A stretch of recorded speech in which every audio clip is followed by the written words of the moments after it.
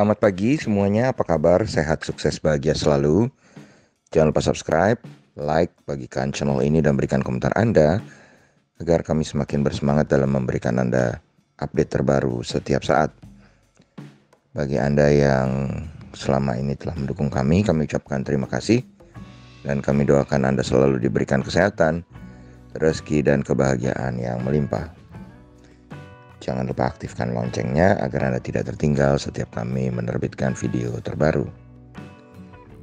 Mari kita mulai sebuah market outlook untuk perdagangan kedua di minggu ini, hari Selasa tanggal 30 Maret 2021. Perlu kami ingatkan bahwa hari ini perdagangan hanya sampai hari Kamis karena disebabkan oleh adanya hari libur di hari Jumat.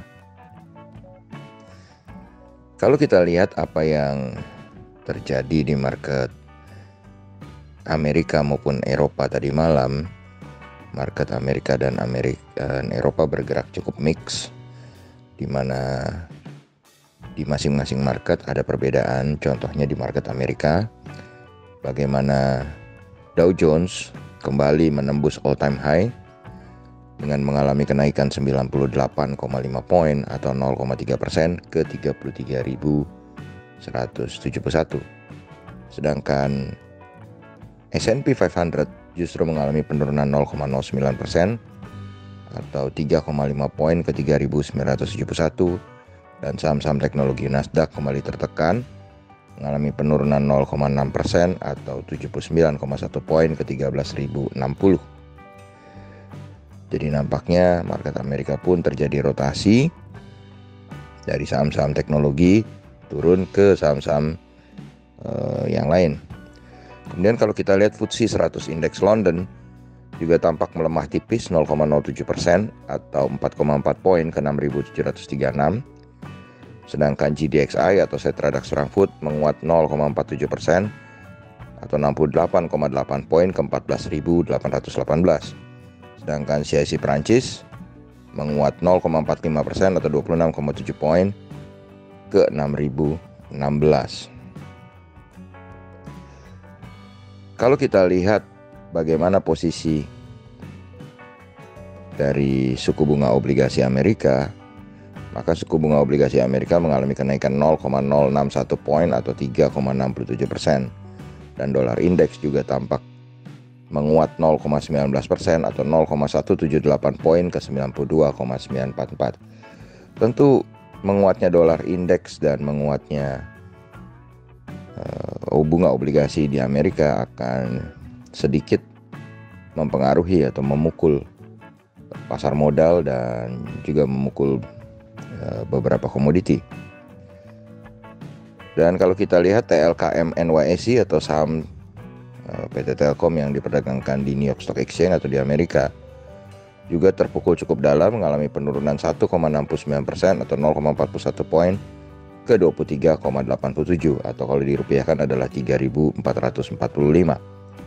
Sedangkan EIDO atau ETF Indonesia yang diperdagangkan di Amerika adalah juga mengalami penurunan 0,38 poin atau 22,65 ke 22,65 atau mengalami penurunan 1,65%.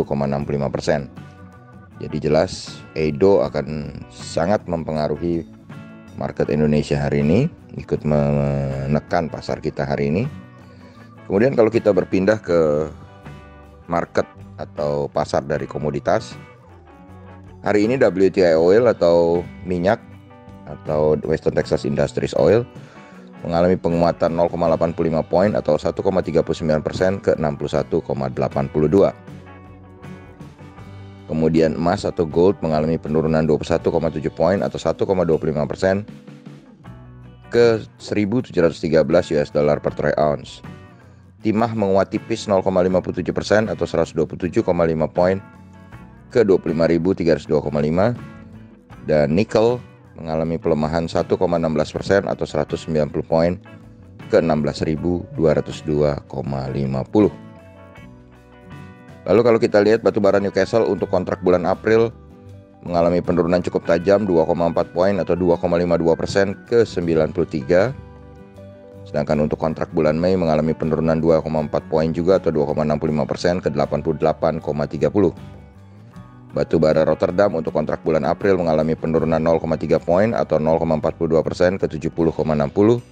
Dan untuk kontrak bulan Mei mengalami penurunan 0,3 poin juga atau 0,42% ke 70,55.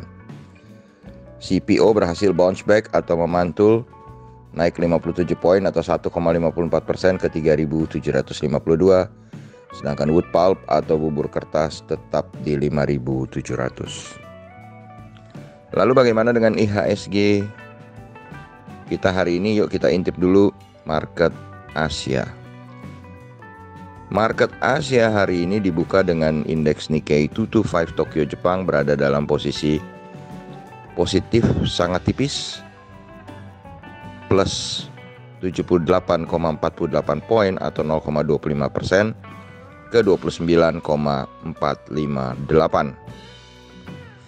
Sedangkan S&P ASX 200 Sydney, indeks negara Australia ini juga dibuka dalam zona hijau, positif kecil 0,09% atau 5,9 poin ke 6.805,40.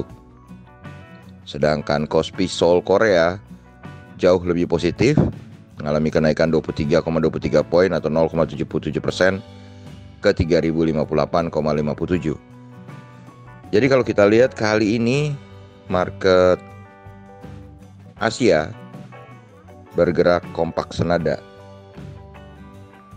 dan ini tentu akan menjadi angin yang sangat baik untuk IHSG. Dan kalau kita lihat dari apa yang bisa kita simpulkan bahwa market Eropa bergelombang, market Amerika juga bergelombang.